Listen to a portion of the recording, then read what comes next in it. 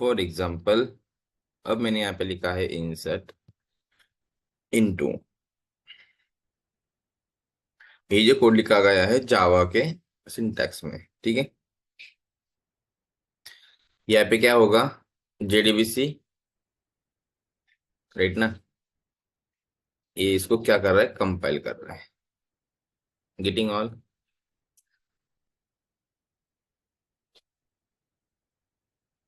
और अब यहाँ पे ये डेटाबेस में एंटर होगा, जो भी उसका टेबल है उसके अंदर का जो भी लास्ट रो है वहां पे। स्टेप समझ में आया सबको?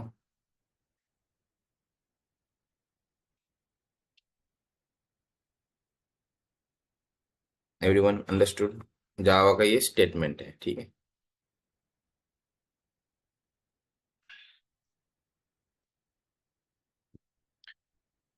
अब अगर हमने यहाँ पे हर एक स्टेज पे, यहाँ पे और यहाँ पे, अगर तीनों जगह पे अगर हमने एक टाइम वहां पे कैलकुलेट किया, कम से कम हर एक स्टेज पे वहां पे 5 सेकंड जा रहे हैं, ठीक है। 5 सेकंड बोलो या 5 मिली सेकंड बोलो, जो भी है। तो एक क्वेरी एग्जीक्यूट करने के लिए हमें टोटल 15 सेकंड जा रहे हैं। Getting all?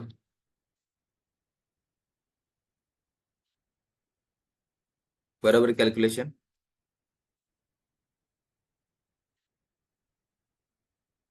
हेलो। स्टूडेंट का रिकॉर्ड होगा तो स्टूडेंट के टेबल में डेटा आपका ऐड हो रहा है।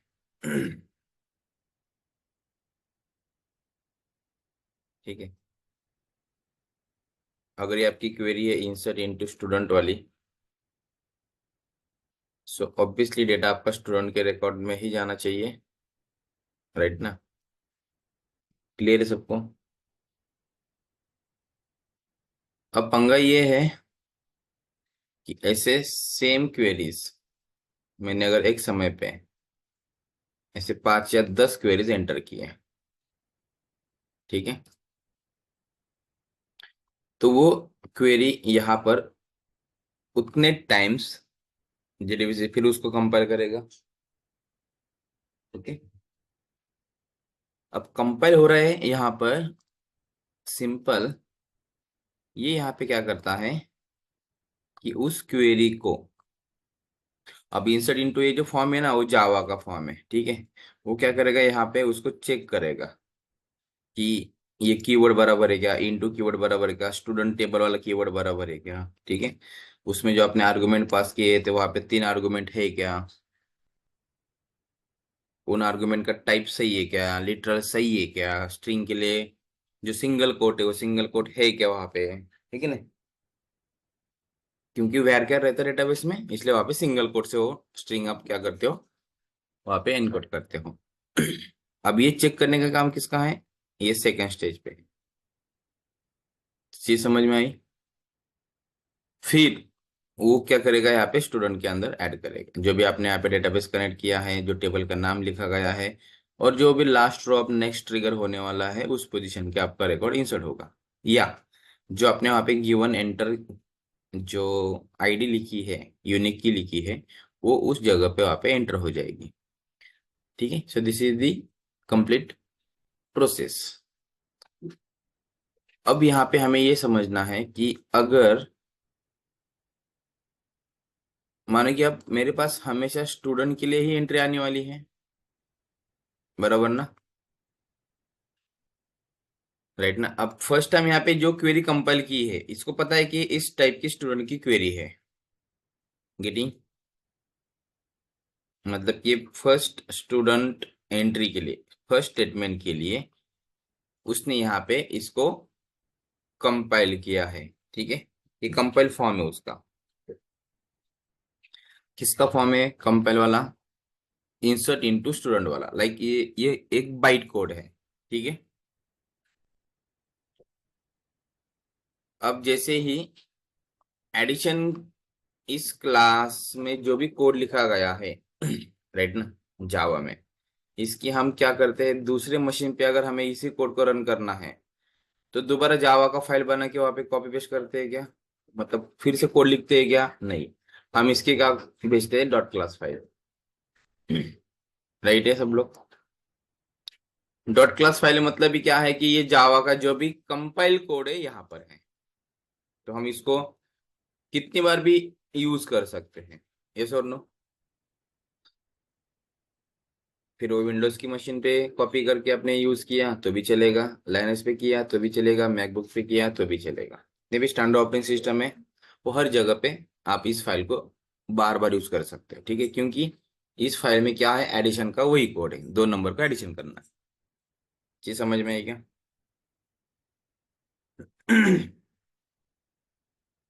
अब सेम पंगा कब होगा, जब हम यहाँ पे फिर से इंसर्ट की क्वेरी लेके जाएंगे।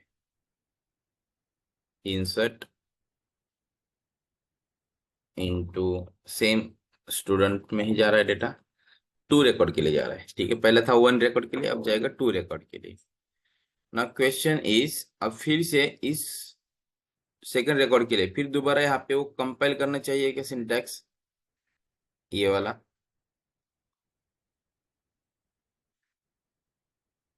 क्योंकि इसको ऑलरेडी पता है कि स्टूडेंट टेबल यहाँ पे अवेलेबल है, राइट ना? और ये जो सिंटैक्स है इंसर्ट इनटू कीवर्ड के साथ में, ये वही फॉर्म हो रहा है। ठीक है, अगर आपने इसको फॉर लूप में लिखा है, बराबर ना, इंसर्ट इनटू को आपने फॉर में लिखा है, तो सिर्फ ये डेटा चेंज होने वाला है। और डेटा सिंटैक्स कंपाइल टाइम पे सही होगा तभी जावा उसको ग्रीन सिग्नल देगा, नहीं तो जावा यहाँ पर उसको क्या बताएगा कि भाई यहाँ पे कंपाइल टाइम एरर है, कॉमा सेमीकोलन मिक्स है, या फिर आपका यहाँ पे डबल कोट मिस है। तो ये जावा, खुद जावा का कंपाइलर यहाँ पे इसको आइडेंटिफाई करेगा। ठीक है, जेडीबीसी के पास भेजेगा ही नहीं। मतलब जो प्री सिंटैक्स एरर है वो तो ऑलरेडी जावा उसको देखेगा ही देखेगा 100%। तो सिर्फ जो एसक्यूएल का ग्रामर है उसको देखने के लिए, ठीक है ना, उसको देखने के लिए फिर सिर्फ ये यहाँ पे काम कर रहा है। जी समझ में आई क्या? तो इसके लिए अननेसेसरी ये सेकंड टाइम फिर इसको दोबारा ग्रामर चेक करने की जरूरत है क्या? हेलो? नहीं सर। नहीं है, ठीक है। सबको चीज समझ में आई? तो अगर हमने इस फॉर्म में, तीनों फॉर्म में गए, तो सेकंड टाइम इसको हमने स्किप करना चाहिए था, मतलब ये आपके 5 सेकंड आपके बच जाते। हाँ या ना? अगर हमने यहाँ पे 1000 एंट्रीज की, तो 1000 एंट्रीज के लिए 555 × 15 इतना टाइम जाएगा आपका अननेसेसरी। ओके, इसमें से अगर हमने सेकंड स्टेप स्किप किया, रेस्ट ऑफ 999 एंट्रीज के लिए, सिर्फ पहली बार फर्स्ट टाइम वो क्या करेगा, तीनों फॉर्म में जाएगा। बट सेकंड एंट्री के बाद में वो यहाँ से डायरेक्टली यहाँ पे जंप करेगा। अब समझ में आएगा? Hello? Yes sir.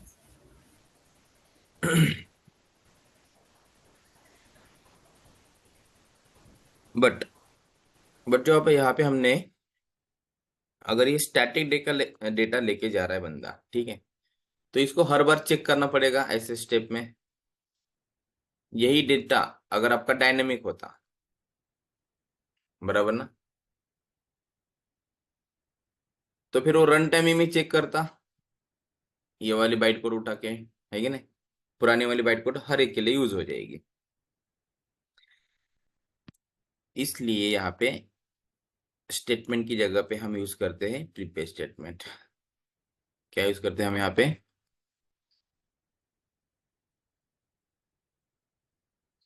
Prepaid statement. चीज समझ में आ रही है क्या?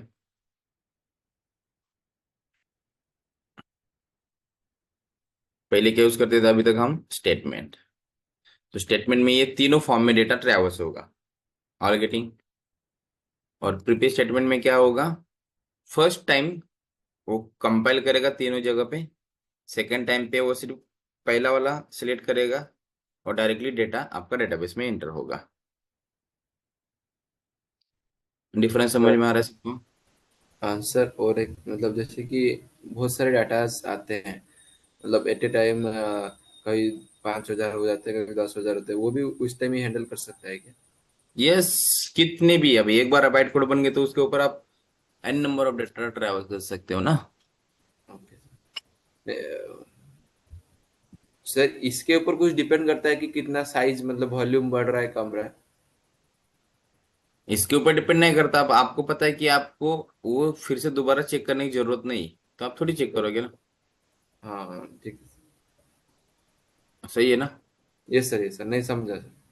मतलब सर ये क्या करता है ना, ये जो सेकंड वाला स्टेप्स को फर्स्ट बार रन करता है, उसके बाद से वो सिंपली डाउन हो जाता है, मतलब वो बस वो ब्रिज मतलब बना दिया पहली बार में, दूसरी बार और नहीं चाहिए।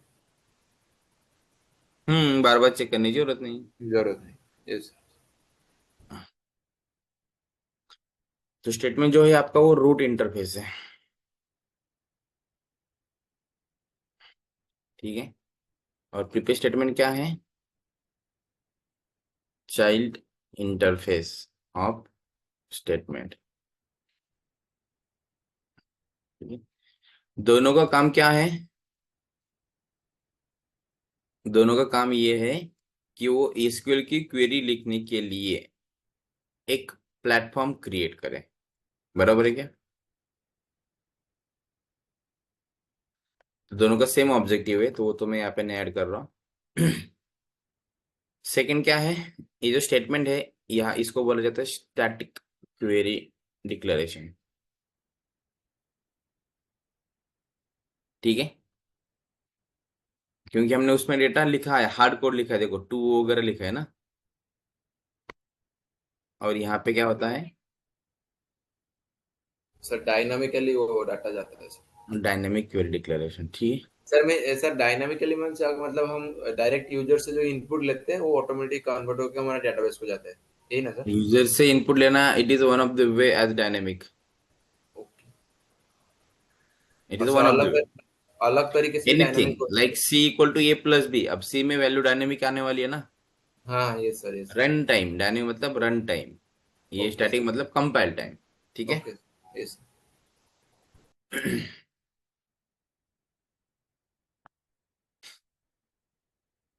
फिर the query place by hard data, मतलब जैसे हम ऐसे लिखते हैं ना, टू कॉमा, यहाँ पे लिखते हैं राज, वो वाला डेटा। ठीक है। और यहाँ पे query placed by placeholder as question marks. ठीक है।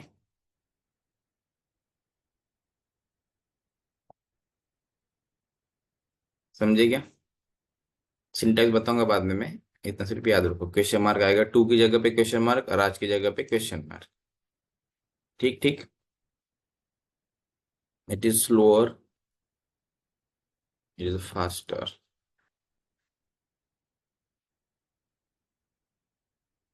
सर ये मुझे इसी में एक चीज और पूछना था हम्म अभी। जैसे सर आप अभी ये सब चीज अभी पढ़ा रहे हैं, मतलब कि जावा के थ्रू भी आप डेटा क्रिएट कर रहे हैं, मतलब यहाँ पे जो कि इधर डेटाबेस में जा रहा है, तो मतलब सर वो वही काम अपन डेटाबेस में डायरेक्टली कर सकते हैं, तो फिर अपन सर यहाँ पे क्यों कर रहे हैं सब चीज? हम्म। अरे आपने जावा का एप्लीकेशन, तो उसका डेटा कहाँ पे स्टोर करेंगे और कैसे करेंगे? अच्छा। आपके घर में बीमार है तो आप डॉक्टर के पास ही जाओगे ना। हाँ तो डॉक्टर को थोड़ी घर पे लाओगे। हाँ हाँ तो सर, जावा का जो डेटा है, तो जावा का प्रॉब्लम है ना, वो कहाँ पे तो रखना चाहता है, तो उसने बुलाया सर्वर को, भाई तू मेरा डेटा रख दे। तो नहीं जावा तो को तो सर लिखना पड़ेगा मतलब ना। मैं मतलब यही बोल रहा था कि ये जो डेटा अपन जावा से क्रिएट कर रहे हैं, वो तो अपन डेटाबेस से भी डायरेक्ट कर सकते हैं ना, मैं वो पूछ रहा था। अरे वही तो मैं बोल रहा हूँ ना जा। तो डेटाबेस से कर रहा है मतलब डेटाबेस में जो डेटा एंटर कर रहे हैं ना, वो तो मैन्युअली है। वहां पे आप जावा का डेटा नहीं ऐड कर रहे, आप वहां पे कौन सा डेटा ऐड करते हो? डेटाबेस में जब ओपन करता तो वहां पे जावा का एप्लीकेशन ओपन करने की जरूरत नहीं है, बराबर क्या? हाँ। अब जब मैं इक्लिप में मेरा जावा में कोई कोड लिख रहा हूँ, अब उस कोड को कहाँ पे रखूँ? आपके लोकल मशीन पे तो नहीं रख सकते, फाइल में। फाइल में रखा तो तो ड्रॉबैक्स पता है कि नहीं? फिर तो यहाँ सर्वर पे पे ही फाइल रखना में पड़ेगा। रखते थे हम जावा का कोड, फाइल की जगह पर सिर्फ डेटाबेस आ गया, इतना ही चेंजेस है। हाँ, वो जैसे अपन ने फाइल में किए थे वो। हाँ, फाइल आउटपुट स्ट्रिंग से अपना एक फाइल क्रिएट हो जाता है, वैसे ही इधर में डेटाबेस में डेटा क्रिएट होगा, वैसे ही ना सर? फाइल जब हम पढ़ रहे थे ना विराज, हाँ अब हाँ। परसों थे क्या, परसों? हाँ, परसों के दिन था सर। तो हमने database, why we use database पढ़ा था। हाँ। हाँ, क्यों बताओ अभी, क्यों क्यों हमें डेटाबेस चाहिए? सर इसका जावा के लिए डेटाबेस क्यों चाहिए?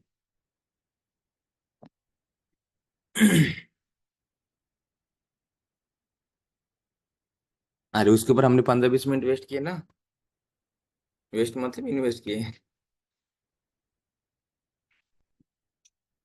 इक्लिप में मैंने आज डेटा बनाया, अगर इक्लिप मैंने आज बंद किया तो वो डेटा मुझे दोबारा नहीं मिलेगा ना,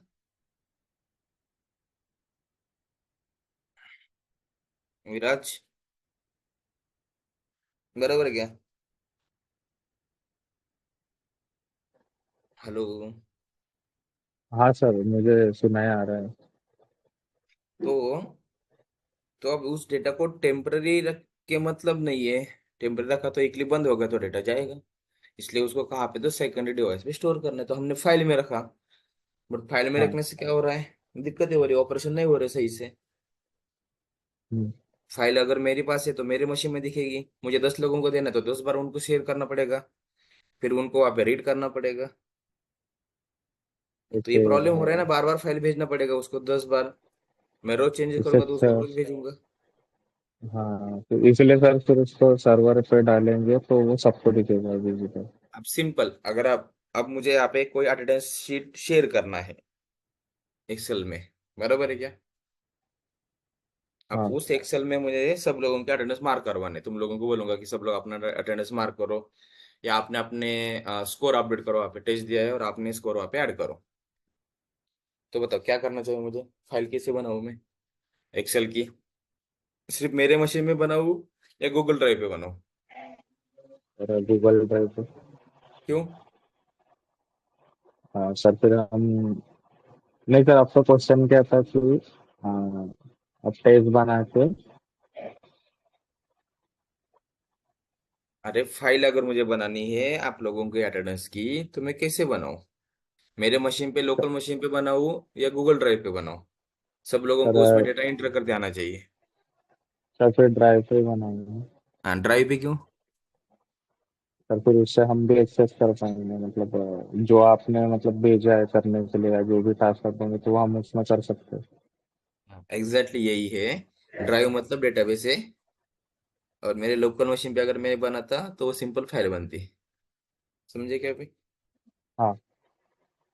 परफेक्ट। ड्राइव पे रखा मतलब जिसको लिंक मिलेगी वही करेगा, जिसको आईडी पासवर्ड मेरा जाएगा, जो जिसको मैं वहाँ पे परमिशन दूंगा, बराबर ना? हाँ सर, बराबर। वो चेंजेस वेंजेस हो गए तो आपको वहाँ पे दिख जाएगी, आपको फिर दोबारा उस फाइल को डाउनलोड करने की जरूरत नहीं। हाँ परफेक्ट। चलो इसका स्क्रीनशॉट ले लो।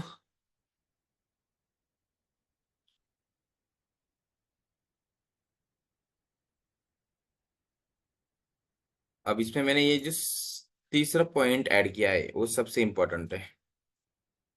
यहाँ पे क्या आएगा, डिफरेंट टाइप की जगह पे सेम टाइप ऑफ क्वेरी। क्यों बताओ?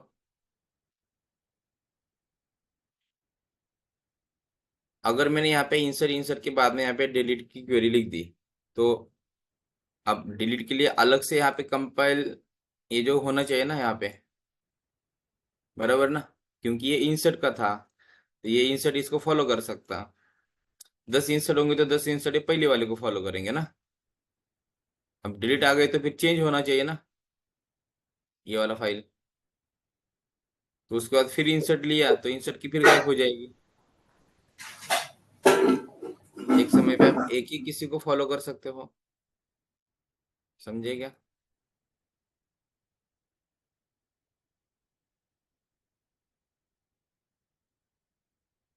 अरे यहाँ पे अगर ऐसी क्वेरी है, इंसर्ट इंसर्ट इंसर्ट, बराबर ना? तो ये ऑप्शन सही है, राइट है एवरीवन? अगर ऐप ऐसे बीच में इंसर्ट है,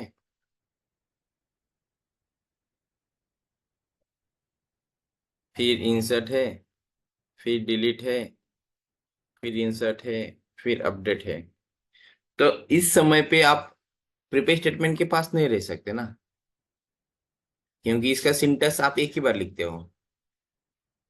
इंसर्ट का सिंटेक्स अलग आएगा, डिलीट का अलग आएगा, अपडेट का अलग आएगा, ठीक है? तो 3 बार आपको वो प्रीपेज स्टेटमेंट का वो क्वेरी फॉर्म चेंज करना पड़ेगा, कंपाइल वाली फाइल चेंज करनी पड़ेगी ना, दिक्कत होगी। तो इसलिए हम यहाँ पे स्टेटमेंट को यूज करते हैं, और जब सेम टाइप के सभी है तब हम यूज करते हैं प्रीपेज स्टेटमेंट। प्रैक्टिकली डिफरेंस समझ में आया अभी? Yes sir. सर जैसे कि मैं मतलब एक रियल टाइम एग्जांपल ऐसे कर सकते हैं क्या? जैसे हम कभी कभार मतलब लॉग इन करते हैं, तो उस टाइम हमारा लॉगिन और पासवर्ड तो सेव रहता है ना सर, वो इवोक होता है, तो वो बार हाँ, तो बार होता है तो डेटाबेस में जाते हुए तो सेम ही जाएगा ना। सेम ही जाएगा सर, तो उस टाइम प्री स्टेटमेंट यूज हो रहा होगा। हाँ, तो उस टाइम की जो क्वेरी होगी, अब ऐसे यस एक सर। समय पे 10 लॉगिन आने